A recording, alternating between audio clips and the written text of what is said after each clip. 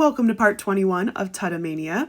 On November 24th, 1922, the name of Tutankhamun on the first door of the tomb was finally revealed.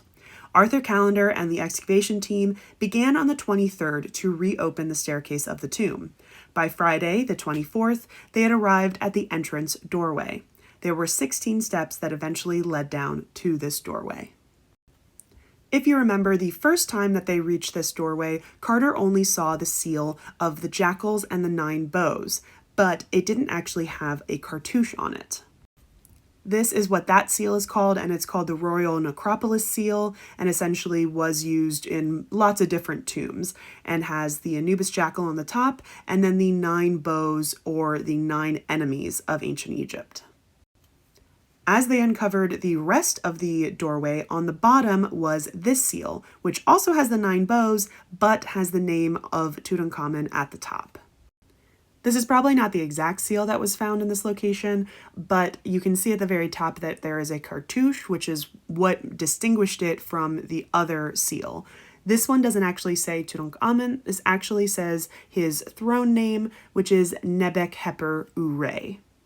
Carter could see that the upper portion of this doorway had traces of 2 distinct reopenings and resealings, which I talked about in the video about the lootings of his tomb.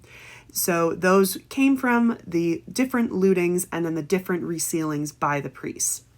They also found broken potsherds and boxes at the bottom of the staircase. One of the boxes actually had the names and titles of Akhenaten, Semenkhare, and Tutankhamun. These pieces were probably originally found in the tomb and then left there by the looters. Now, interestingly, they found a scarab from Pharaoh Thutmose III and a piece of the cartouche of Amenhotep III. Now, Amenhotep III was Tut's grandfather, so it's not totally out of the woods that they would have found something in his tomb.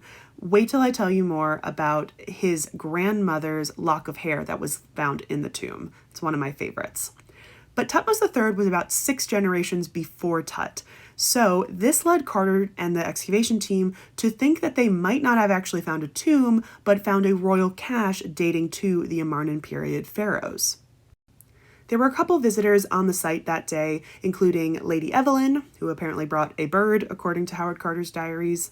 Reginald Engelbach, who was the chief inspector of the Antiquities Department, came and watched some of the rubbish being hauled away, as well as bringing Henry Burton, who would later become the photographer for the site.